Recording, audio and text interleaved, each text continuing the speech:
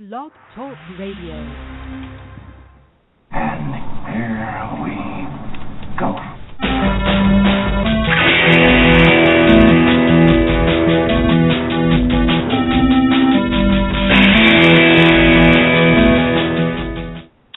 All right, welcome back to That Nerd Show, and yes, we are back after technical difficulties last week. Skynet was at it again with our show, but we're here today, and it is the very first gaming roundup that we're doing for the new year, and we thought it'd be great to start off with reviewing what we thought were the best games of last year and what to look forward to for this year.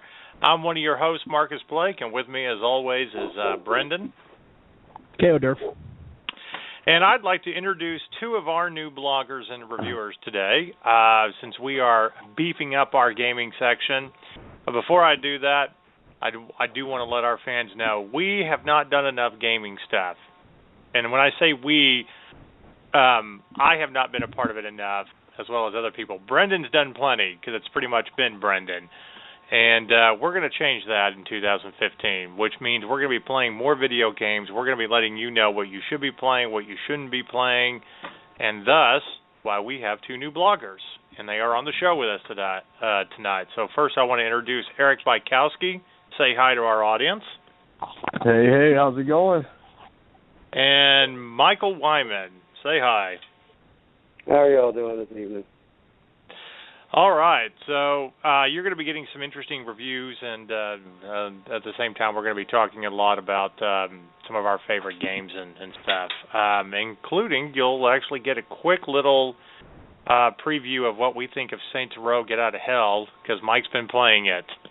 So, but before we do that, we got to do a few little news items, get that out of the way. Then we're going to get to this week's Sign of the Apocalypse, and then we're going to get to gaming news and talking about video games in our very first gaming roundup, which we will be doing a lot more often, at least 3 or 4 times a month. So, because after all, it's video games, and we wouldn't be nerds if we didn't play video games. So, some exciting news. For all of you people out there that like to complain about J.J. Abrams' Star Trek or Star Fantasy or his preview to Star Wars, some good news about Star Trek 3, since Robert Orci has kind of left directing and writing the script. They have a new screenwriter, and it is none other than Simon Pegg, who will be helping to pen the screenplay for Star Trek 3. And I don't know about any of you guys, but I actually feel a lot better about this movie now that Simon Pegg is doing some writing duties. Put a nerd in charge of it. That's what I say. Brendan, what do you think? I'm slightly optimistic about it just because Simon Pegg's involved, but I still don't trust Paramount because they want to turn Star Trek into whatever's the hot thing at the moment. You know, they had J.J. Abrams basically turn it into Star Wars, and now they're talking about how they want it to be more like Guardians of the Galaxy. It's like, no, let Guardians of the Galaxy be its own thing. I love Guardians of the Galaxy, but it is what it is. It's Guardians of the Galaxy. Let Star Trek be Star Trek, please. So hopefully they let Simon Pegg do that. I just don't have much faith that Paramount will. Right. Well, and that's the thing. I mean, you never know. No, I don't, and hopefully I'm pleasantly surprised. Well, the thing about Simon Pegg, though, is, I mean, he's a nerd at heart. He's actually written Star Wars fan fiction. You know, I think this is a good opportunity for him, and I would trust it in his hands a lot more than I would most. But I think you make a very good point about Paramount and yeah. Hey, I like you know, Shaun of the Dead and Hot Fuzz and you know the Golden. I forget what that movie was actually called, but I like all 3 of those movies better than I like the second Star Trek. So you know, hey.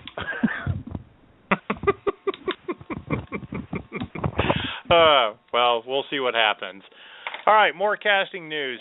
Since Tom Hardy dropped out of Suicide Squad and won't be playing Rick Flag anymore, they were trying to get Jake Gyllenhaal, and he is turning it down. So Jake Gyllenhaal won't be Rick Flag, and we still don't know what's going on with that. It's probably a good thing and a bad thing. I don't think Jake Gyllenhaal is necessarily a bad actor, and he was absolutely fantastic in Nightcrawler. But I don't know if I would necessarily see him as Rick Flag. But then again, I've been wrong in the nerd universe before. I thought Guardians of the Galaxy was going to be stupid, and thought it was fantastic. So, again, don't know if that's a good thing or a bad thing. But no, I'm go with ahead. you on that one, by the way. I like Jake Gyllenhaal as an actor. I don't like him as Rick Flag. So I don't think that's necessarily a bad thing. No, and I think if you give it time, and you'll find someone. Look, I think it's a good turn down for him because I don't think it would have been a good role for him. Much like I thought it was a good thing that Joaquin Phoenix turned down Doctor Strange. So a great actor. I just don't think he was right for the part, and I think he would have flaked out on Marvel. So. Hey, Benedict Cumberbatch is Rick Flag. He's the go-to guy. I'm leave him as kidding. Doctor Strange, please. I'm just kind of kidding on that.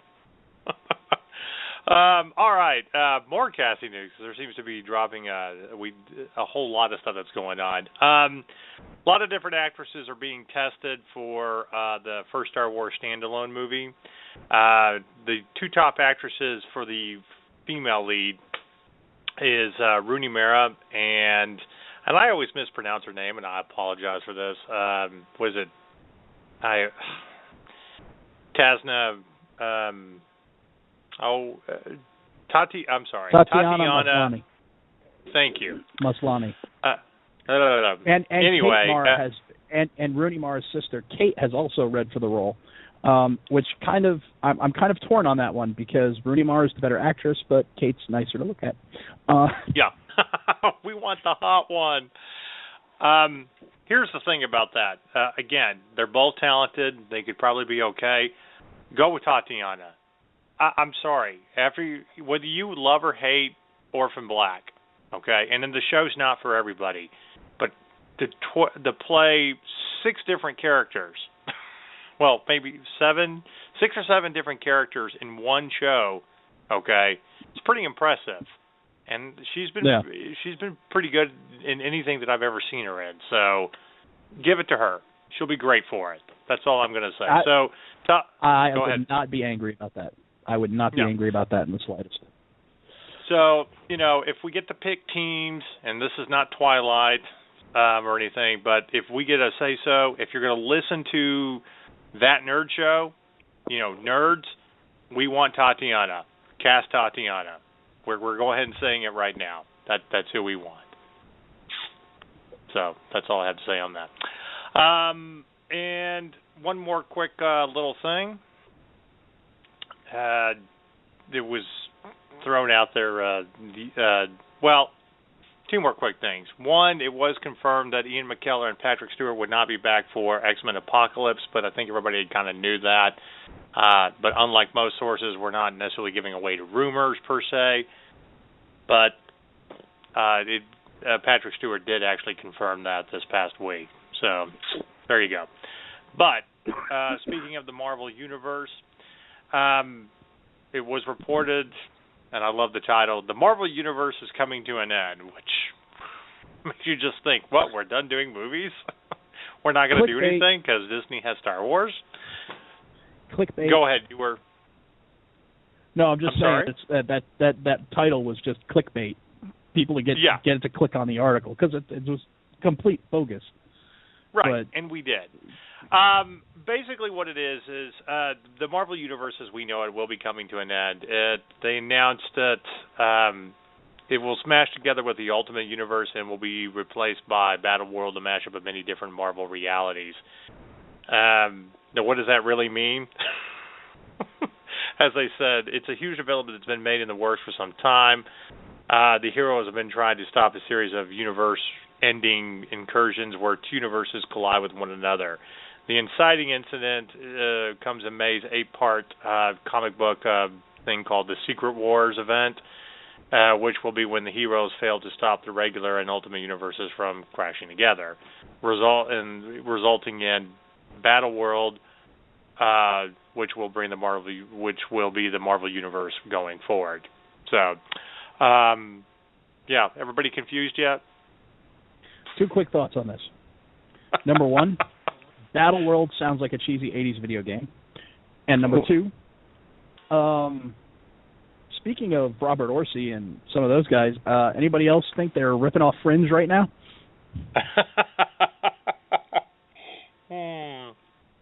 Hey, just throwing that out there. Nice. But we're gonna get some more opinions on this. As comic book fans, Mike, Eric, what do you guys think? Start with you, Mike. I think it sounds like a cheap fix to, like, I think they're running into a stagnant issue. You know what I'm saying? Like, they might be running out of ideas, and this is the only way they can think of revitalizing it. But I think it might be like with Dungeons and Dragons. They were good at version 3.5, but as soon as they went to 4.0, it went to crap. Like, right. The whole point of Dungeons and Dragons was to have the tabletop thing, not to have maps. You use your brain, you know? Just like the whole purpose of our Marvel heroes are to be in the Marvel universe, not to create a new universe. You want to create a new universe, start a new comic book. Well, I think what I think they're doing is they're forcing less popular characters that they want to push, and they'll move other characters out of the way. Like, for example, do not be surprised if the Spider-Man that survives is Miles Morales and Peter Parker goes bye-bye. Right. It could be a way for them to bring Ant-Man to the forefront, too, because not a lot of people know about him, and they're about to do a movie on him. Right. Very, very true. With all the shall Marvel see. movies coming out. I do like the concept of the Secret Wars. I mean, it as weird as it sounds. But you made a great little cheesy 80s reference, and while it's not a 2014 game, I've been having a lot of fun here lately since I bought an Xbox 360 to get into the Halo world. But I got Far Cry 3 Blood Dragon, which has been my guilty pleasure the past couple of weeks, which makes me feel like I'm in the first Terminator movie with lasers and cheesy 80s music and all that. So I think if Battle World for Marvel is going to be that cheesy 80s ripoff, let's have some fun with it. Let's throw it in a video game like Far Cry 3 Blood Dragon. Okay? Yeah, I don't think they're going that route. No, but one can hope. And then we can have more Queen music be in it, because let's face it, the Queen soundtrack to Highlander also made that movie. Sure, you had heads being chopped off and something called The Gathering and blah blah blah blah blah, but the soundtrack was fucking awesome. Just saying. Yeah. All right. That's pretty much what's going on. Arrow and Flash return this week, and while I'm not going to give any spoilers, I think everybody already pretty much knew that that Oliver Queen was not dead. I did see one little funny Twitter post about, oh my God, it was one of those OMG, I can't believe he's dead. What are they going to do? And you're like, the show has not been canceled. Do you not know how this works? Have you not read a comic book before, ever? Or if you're a female that's watching comic book properties for the first time, have you never watched a soap opera? Right. So, anyway. Because he's about as dead as any dead character on a soap opera. Yeah. All right, and like I said, we before we get to this week's Sound of the Apocalypse, I do want to do two things. Two quick movies to review on the air. Taken 3, which we didn't get a chance to review it last week. Taken 3 is a fun little movie, but it's strictly a matinee. That's all it is. If you want to go to the theater to see it, it's just another excuse to see Liam Neeson kill everybody. And there probably wasn't a reason to make Taken 3. I mean, for him, getting $20 million, yes, sure. Having Doug Scott replace Stewart, and Stewart actually, the other husband of what's her face in the movie, Femke Janssen.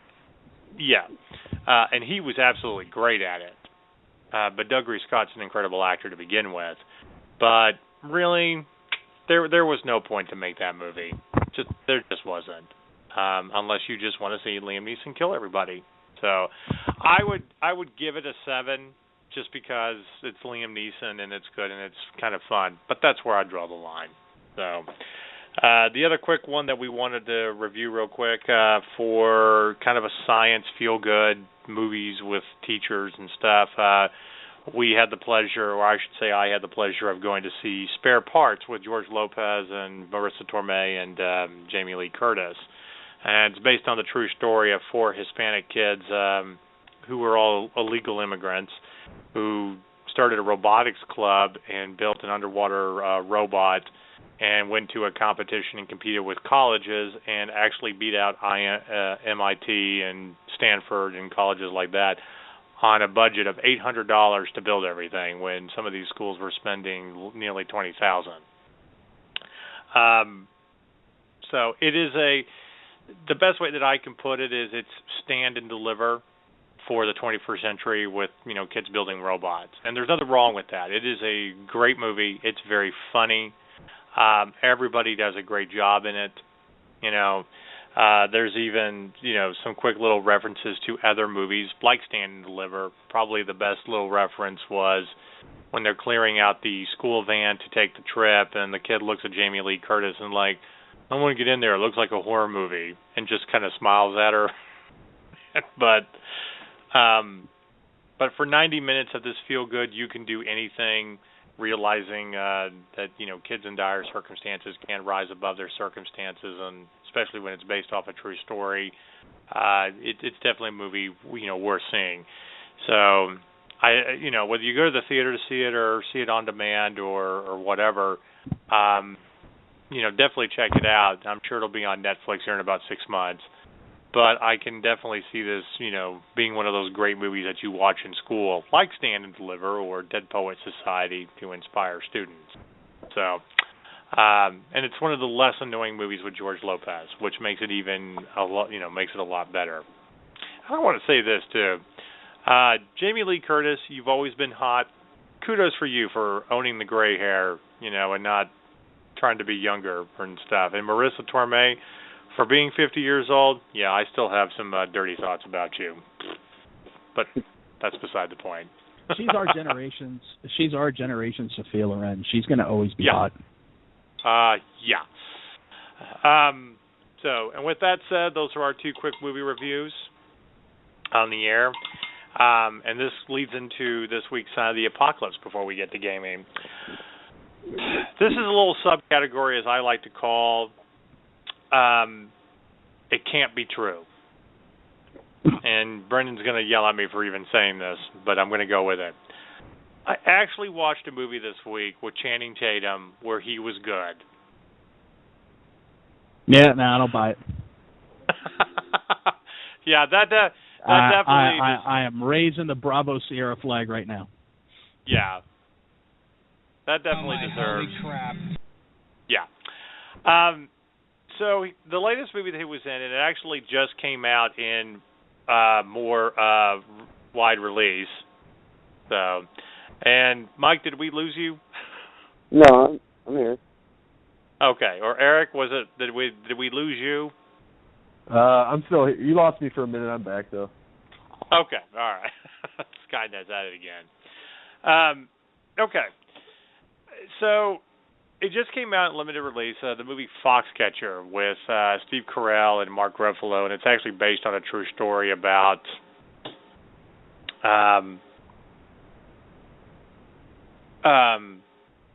the John DuPont running a wrestler camp and back in the 80s. Yeah. And Channing Tatum played Mark Schultz, who was an Olympian athlete and stuff like that. And who was part of this. But if you know the true story, Steve Carell, as John DuPont, would eventually murder Dave Schultz, who was Mark Schultz's brother, who was helped running the camp, feeling jealous and all of that. And while Steve Carell was absolutely, incredible in this movie, it's probably the best movie he's ever done. Channing Tatum was really good. I cannot deny that he wasn't good. He was not annoying.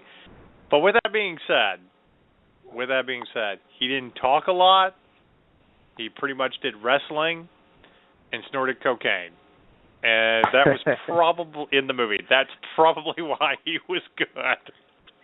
And it was probably real cocaine, too, which made him probably less annoying because he was high. Yeah. That's my but he theory. I'm sticking to it. Well, hey. Yeah. All I can say is he definitely studied wrestling. He got it down, probably worked hard with the rolling and all that.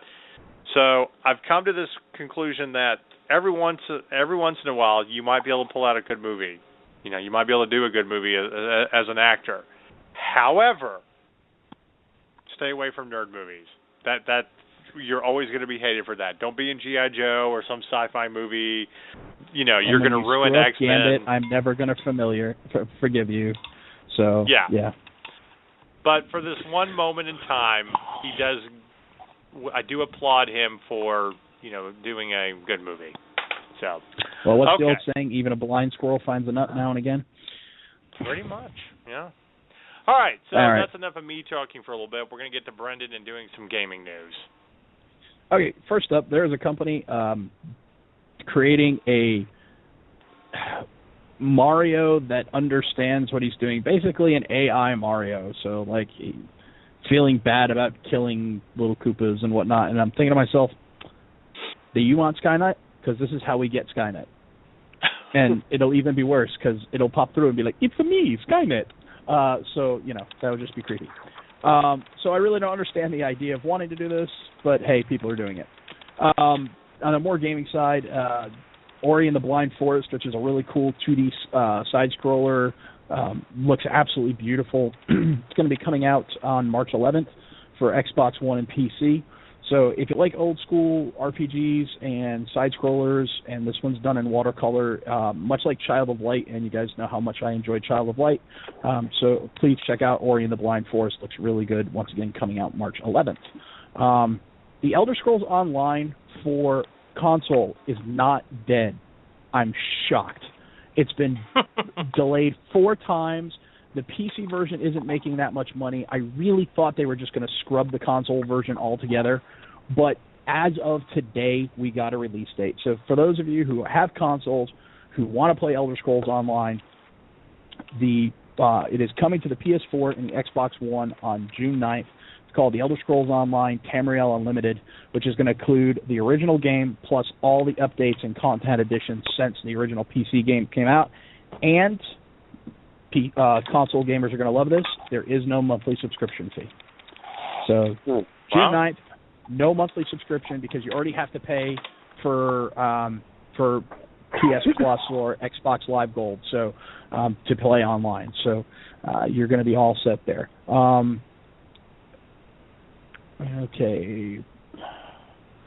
Basically, and then they're going to have a PS Plus or ESO Plus that's going to be offered in 30, 90-day, and 180-day durations.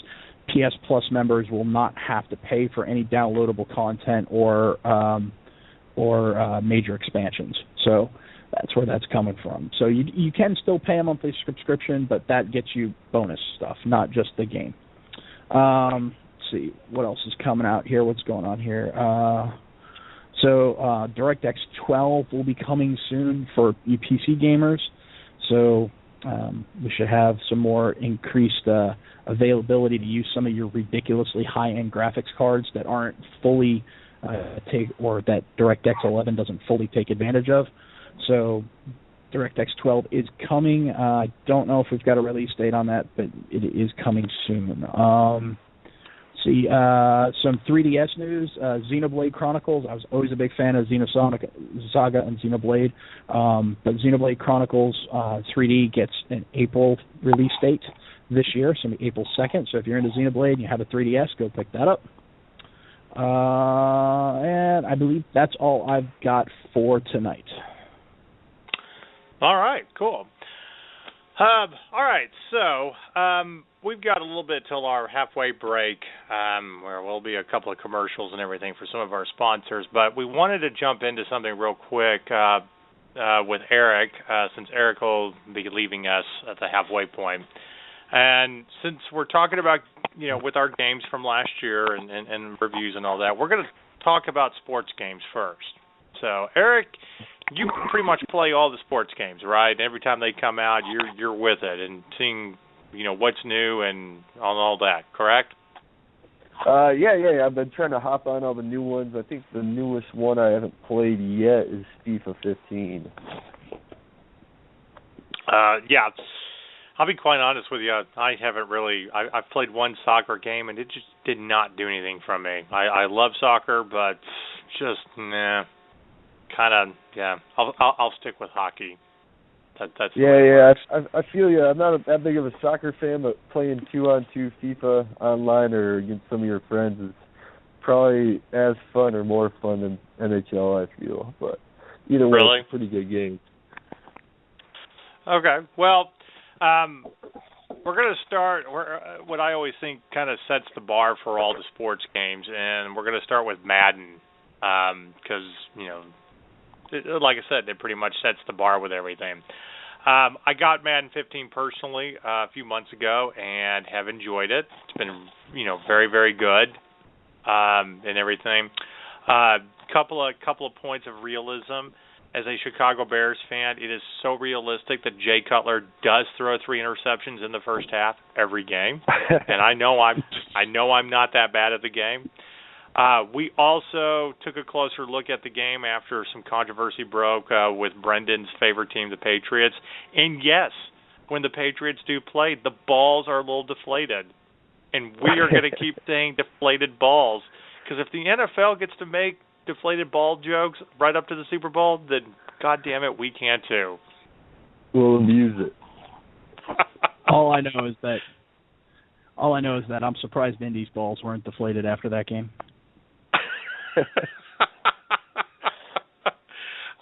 So anyway, getting into sports, have you played Madden a little bit this year? Yeah, I have. I got it when it first came out. This is one of the first Maddens I've played. Well, I think I got 13. I skipped 14, but the ones I played before, I think the last one was 2008. So I don't have too much to compare it to. But the ones I have played since, this one is probably one of the best in the recent 4 years or so that I've played. Just realistic-wise, like we were talking about, and kind of gameplay-wise, and the new defense schemes they came up with are pretty amazing, I feel. I haven't gotten Madden every year, and I think that's kind of the thing about sports games is you don't necessarily have to get them every year. Some things are very, very similar from year to year until they decide to really develop, a new, engine, so to speak. And I think it does take a couple of years to really be able to do that with a game. The last one that I had was Madden 13. I didn't do, well, I guess last year's, which would have been the 25th anniversary one. I didn't do it. But I could definitely see the differences and everything. And playing on a big screen TV and all of that, I have to say I was very, very, impressed with it.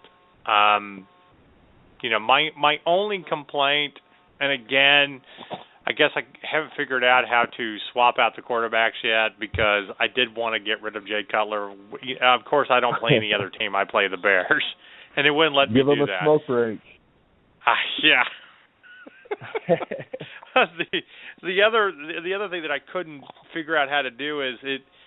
I couldn't always go for it on fourth down because they always wanted to tie to the Madden playbook, and trying to get out of that and do your own thing is a little ridiculous. But again, I think it is very impressive. And Johnny Manziel in the game still sucks. He needs to take a Snickers bar and all that. But from the graphics standpoint, I mean, they really have improved a lot of things and make a great all-around fun game.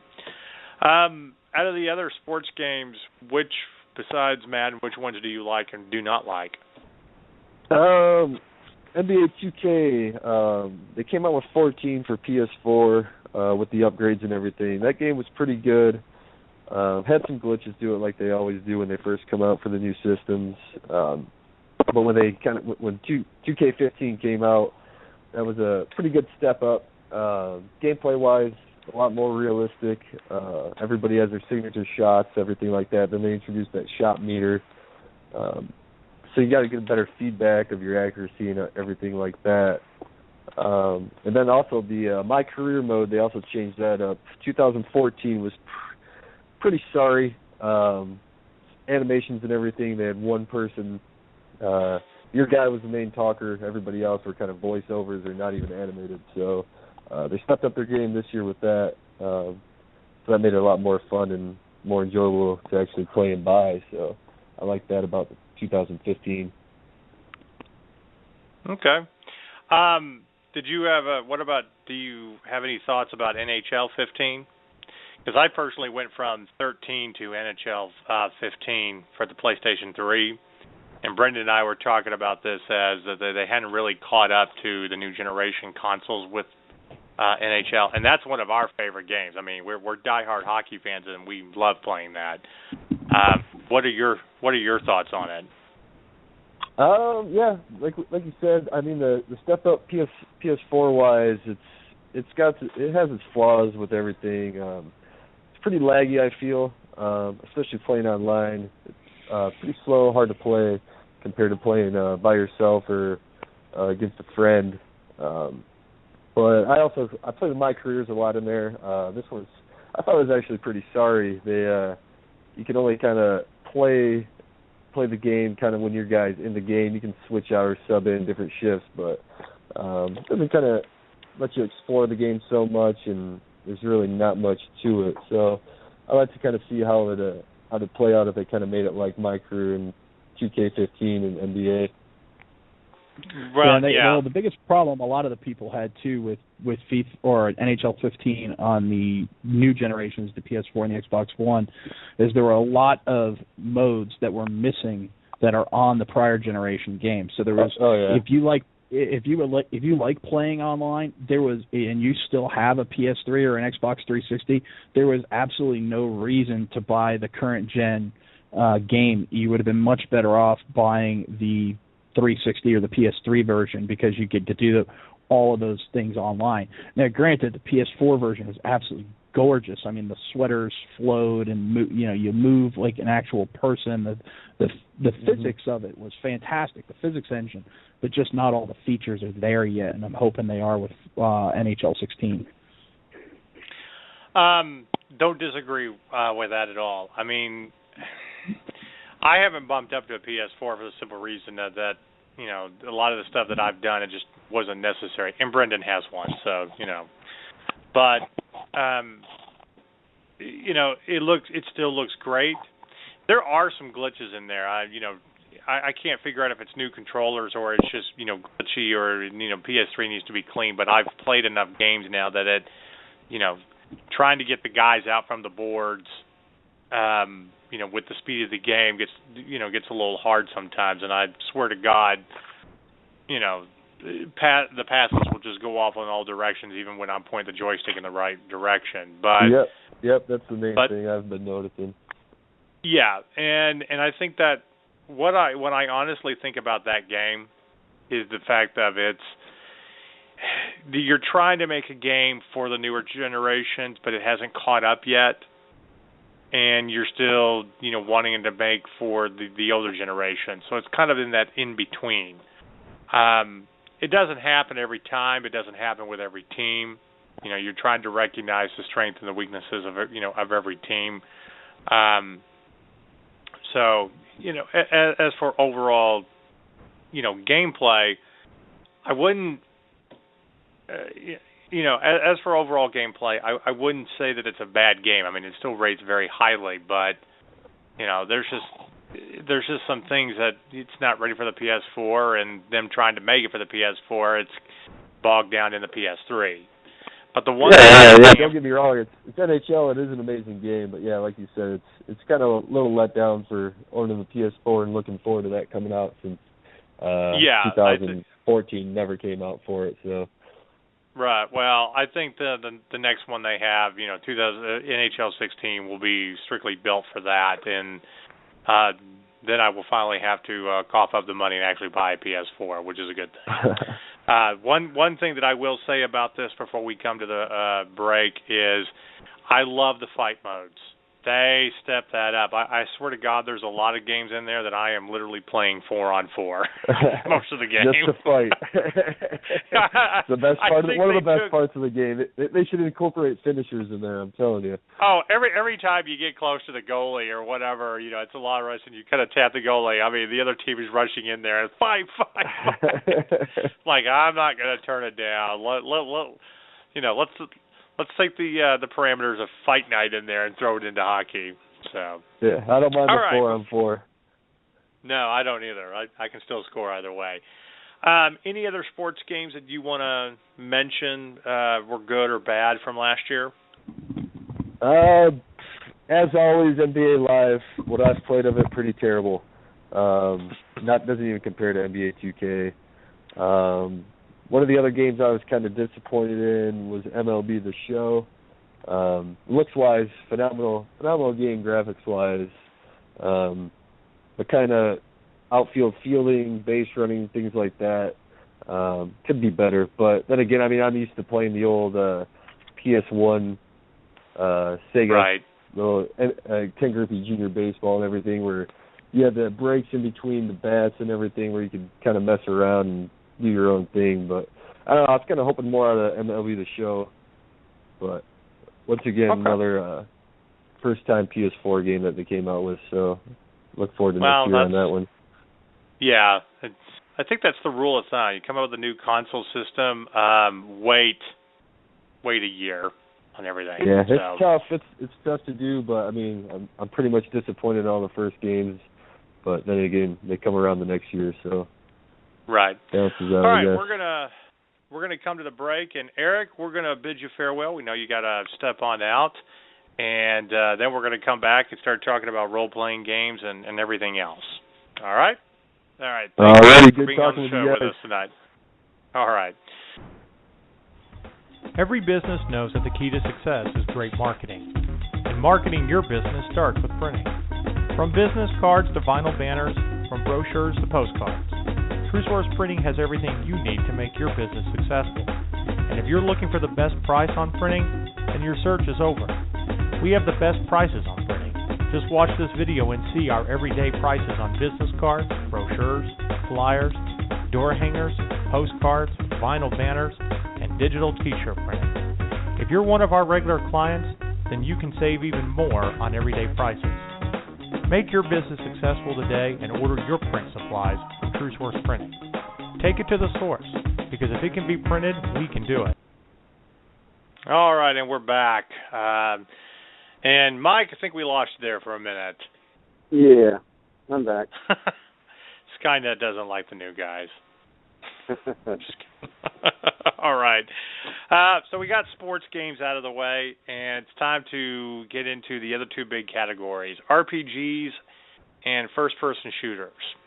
So I'm going to start with first-person shooter games for 2014. And so this is kind of fun because I get to branch off a little bit between Xbox 360 and PS3, and then Brendan gets to talk about PS4 and everything. I actually not really an Xbox person. I mean, I've always been more personally a PlayStation person. However, I got a Xbox 360 with 120 gig hard drive at a pawn shop for like $90 with a controller. So I went out and got some Halo games, and actually bought Titanfall so we could review that a little bit this year. So I'm just going to go ahead and say, as for a first-person shooter game, I've spent a lot of time doing Call of Duty games, and Call of Duty Advanced Warfare is pretty incredible in its own right. But I'm just going to go ahead and throw the gauntlet down and say I think Destiny is the best first-person shooter game of the year. I really do, and I'm not even halfway through it. Yeah, I've been pleased with the overall story, the graphics. I love going back into the worlds, and to me, it's the answer for PlayStation 4, to Halo, so to speak. But I love that you can be the different characters with it. You're not just centered on being in your, the Master Chief or whatever. And the aliens, like in Halo, you have the little funny aliens, but in this one, they're all kind of vicious, and then you have your leaders and stuff like that. It's daunting, I guess is the word that I'm looking for, in trying to go through all the, the different, ruins and buildings and stuff like that, and then having to go to a home world and stock up and run around that area for like 30 minutes before you could finally leave and go somewhere else. But anyway, Mike, what are your overall thoughts about Destiny? I like it. I like the fact that your armor changes. Like every stage, you get the opportunity to change what you look like. Then you can start investing in the color patterns and start changing it up that way. Just adds a little bit of personalization and flair to it. Right. And now some of the story. I like the storyline. And I like the difficulty factor in it. Like when you start doing the actual challenging aspects once you get through the story the first time, making it harder. Destiny, to me, that's the best game that's been out all year. I mean, Titanfall was a downer to me. So much hype, and it was kind of monotonous. But I like the co-op in Destiny, because even if I'm having a bad time in the multiplayer and not working out for me, I can just switch to co-op and still have fun, Right. No, I agree. Like I said, there's been a few nights where literally I have just, stayed up till 4 or 5 in the morning playing hours on end with Destiny, feeling that I'm not, going everywhere. And I'm not a strong gamer and never have been, so I'm going to die a lot and have to remember how to get through certain things. But, I've heard complaints that the story was kind of lacking and didn't really make much sense. And, they didn't put a whole lot into it because it was such a different first-person shooter game. And like you said, the personalization with, the armor and stuff. I think the story is actually pretty good. I'll tell you my first initial thought going through the storyline is the beginning of the movie Serenity, when they talk about terraforming and reaching out to the stars. I honestly very much had a Firefly up against the Federation type of feel to it. And to me, while I've not completed the game, the grand prize would honestly be if I end up on a ship that looks like a Firefly with this quirky crew and a preacher and oh, that would be awesome. I think that should be the way the game ends. That's some of what Destiny's reminding me of, is a little bit of like a Mass Effect. Right. Like the sound effects you hear, some of the robots look similar. It gives me a lot of Mass Effect feel just in there, Yeah, I agree. Brendan, have you had a chance to go through Destiny yet? I played a little bit of it in both the alpha and the beta. And while I liked what I played, I decided against purchasing it just because there's a certain truth about me in first-person shooter games. I suck at them. I don't have the hand-eye coordination. I don't have the eyesight for them. Being colorblind in a game where 90% of the game is gray, or some shade of brown, by the time I see somebody, I'm dead. So when I run I could do the single player okay or the co-op okay, but the multiplayer, basically first-person shooter multiplayer for me works like this. I spawn, I run out 5 feet, I die. I respawn, I run out 10 feet, I die again. Rinse, repeat for about 20 minutes until I get so angry I'm ready to throw the damn controller across the room. So, yeah, I just decided, look, it was a very well put together game. The idea was great. The story was good. I just chose to not waste $60 and aggravate myself because that's what it would have come down to. So, but I thought what I got to play was done very well. It's just not my style of game. Right. I can see that. And you commented on Titanfall. I recently just got that for the 360. I like Titanfall, but my two biggest complaints is making it strictly an online version. I don't want to do that with first-person shooter games. I very rarely like to play online. I want to go through it on my own. I want to be able to do stuff, but I like being able to get into the Titans and out. It's just the first time I played, as I'm going through it and all hell's breaking loose and everything, is, a 10-year-old kid who wouldn't shut up online and is cursing, and I'm like, who the fuck are you? I want to slap you. Where are your parents? It's way past your bedtime. I'm hoping that they come out with, a non-online version of that to where you can kind of go through it on your own. I think that's what's going to make that game a lot better. But, as I said, I think the Titans are, pretty cool and from a first-person shooter standpoint. A buddy of ours at the pub was talking about, story in video games, and then I made the comment that since I'm a writer, the story isn't as important to me because it's my way of kind of getting out of thinking about stories. So when I do first-person shooters, I just literally want to kill things. That's all I want to do. So, in getting to the Call of Duty, Mike, have you done a lot of the Call of Duty games? Yeah, I've played every single one, even before they were online, and I've seen a decrease in everything. I mean, I used to be pretty good at them, and I remember with the Modern Warfare, I ended up, at one point I was ranked 30,000 in the globe, and then, 3 or 4 more games later, I heard they had done some update, and it was something started happening to my connection where I used to go, 33-3 with the kill-death ratio, and then out of nowhere, it was a complete reverse. I go, 3-33. And right. I understand a couple of bad games, but it was every single game. And then I started hearing people say that there was some lag modifier that people that couldn't afford a good internet connection, since a lot of kids were having that issue, and they'd complain to the parents, and then the parents complained to the industry. I don't even know how true it is. I just know that my game suffered after some update, and then I started hearing this talk. And I can never find any hard evidence on this. I just know my gameplay has suffered. And even, my old group that I used to play with, they don't play with me anymore because I'm that bad.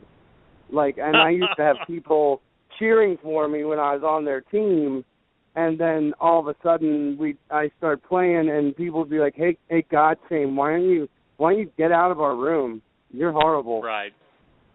And I was like, there's no way that would just happen. But the new one I have been... Uh-oh.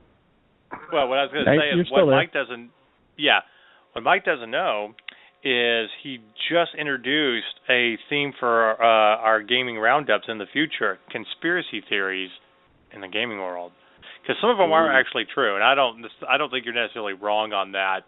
I think the whole point is trying to keep people, hours on end playing these games and keep coming back for more. If it's boring and you're killing everything, then, why would you go back to a new one? So no, I wasn't bored killing everything.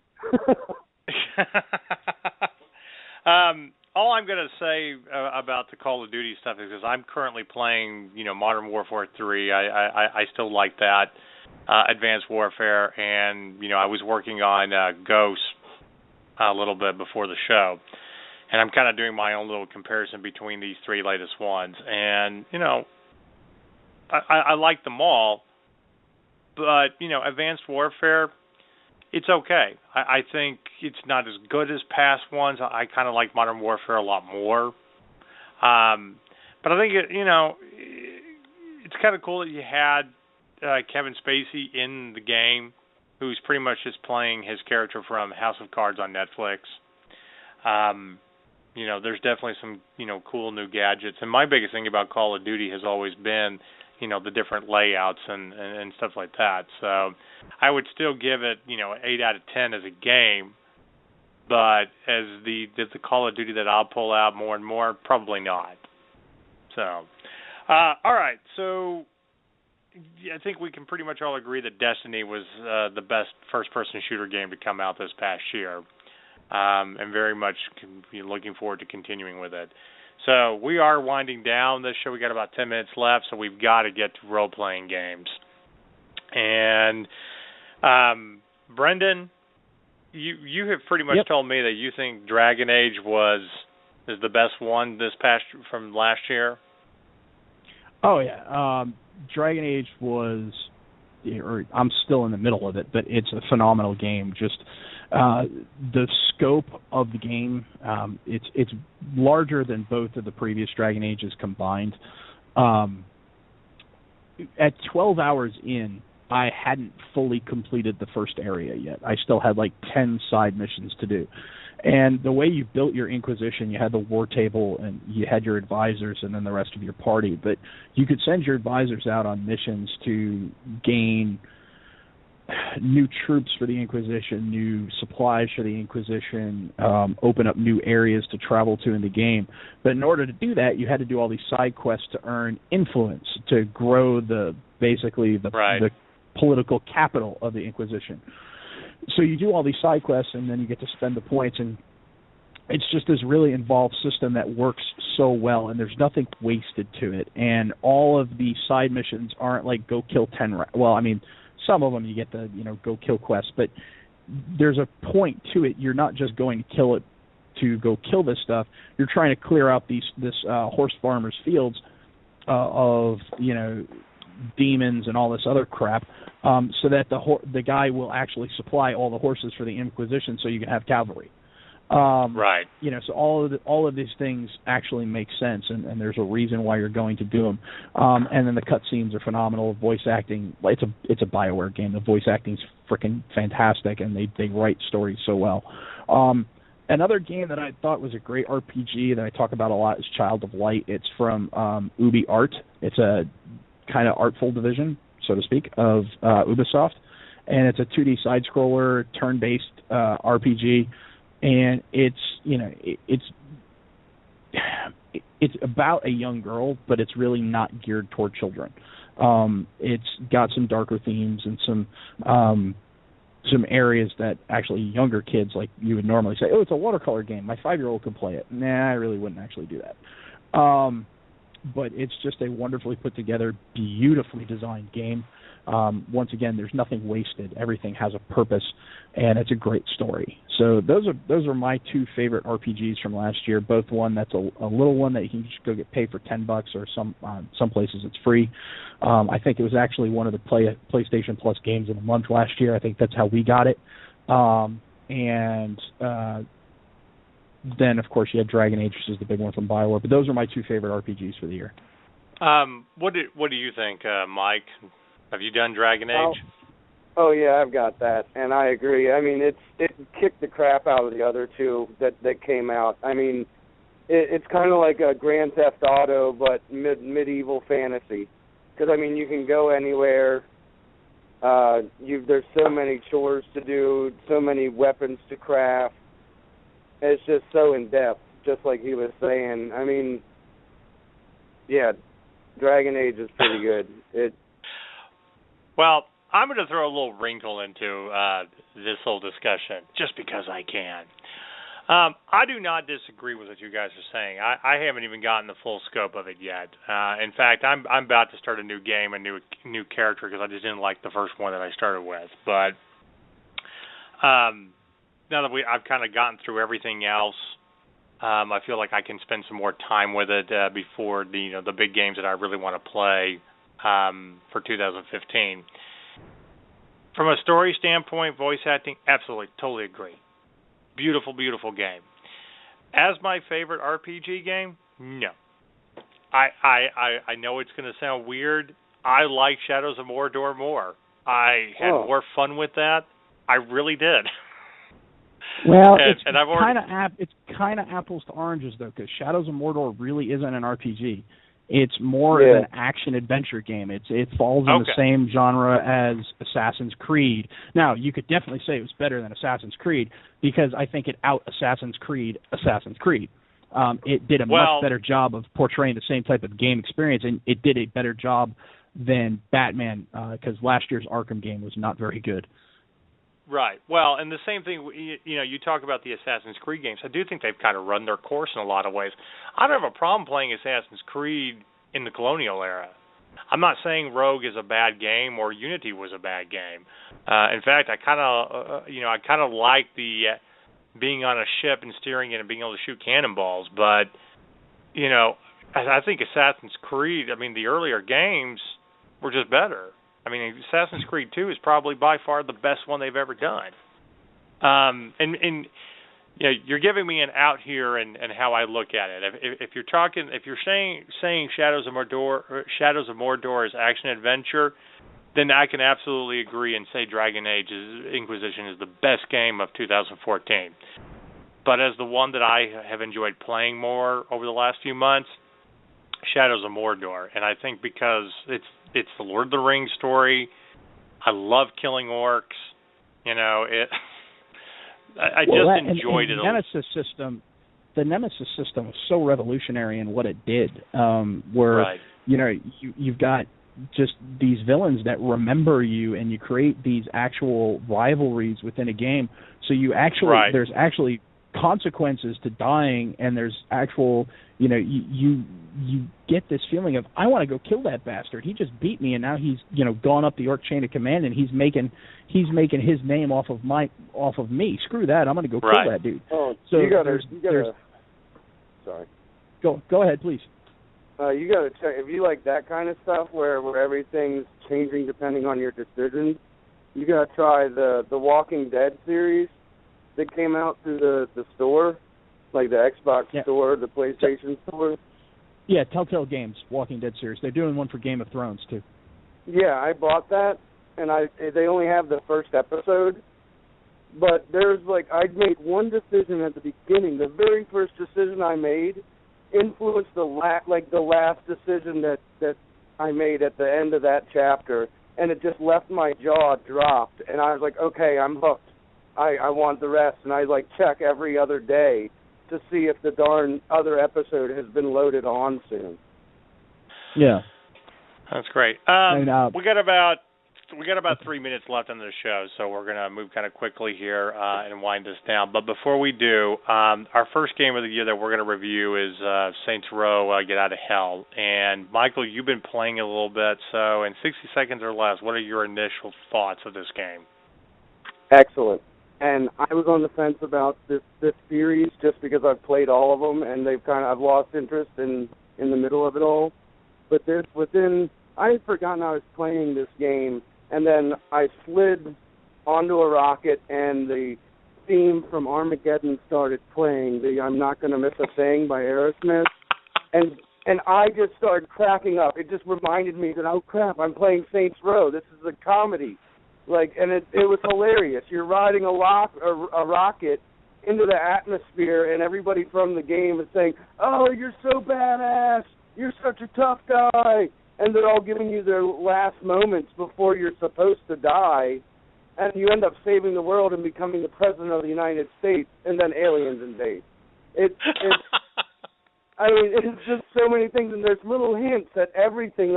There's a little Leave It to Beaver hit, in the second chapter. There's a little knock on the Matrix. There's a knock on Superman, Spider-Man. They do a little hit on every popular. So basically what you're saying is this game is a great game, and we're starting the year off right, huh? Yeah, but they do fail because Gat Out of Hell, there's the re-election, and then there's Gat Out of Hell. Re-election is the president fighting the aliens. And then that all right, before we go too far, Mike, we got about 90 seconds left, so I got to wind this show down. But save the rest for your review, which will be coming out hopefully next week about Saints Row: Get Out of Hell. A couple of quick honorable mentions that we did not talk about from a first-person shooter game. Borderlands, the pre-sequel, great game if you love the Borderlands games. A lot of great comedy in it. And if you want just a true hack and slash, have some fun, Diablo 3, the Ultimate Reaper Edition was actually really a lot of fun. So, with that being said, got less than a minute left on this show, and we do have to wind it down. I want to thank Michael Wyman and Eric Bykowski for being on the show with us today. And I hope everybody's looking forward to reading their reviews and reading their blogs about gaming, as we do a lot more in the gaming world than we have in the past. Also, I want to tell everybody, play more video games. We got some good ones coming out this year, especially the Mortal Kombat game, which we can't wait to play. We will be back next week with regular theme shows. So everybody, stay tuned to That Nerd Show. Have a great nerd weekend, and we will be back. Say goodbye, everybody. Play more games.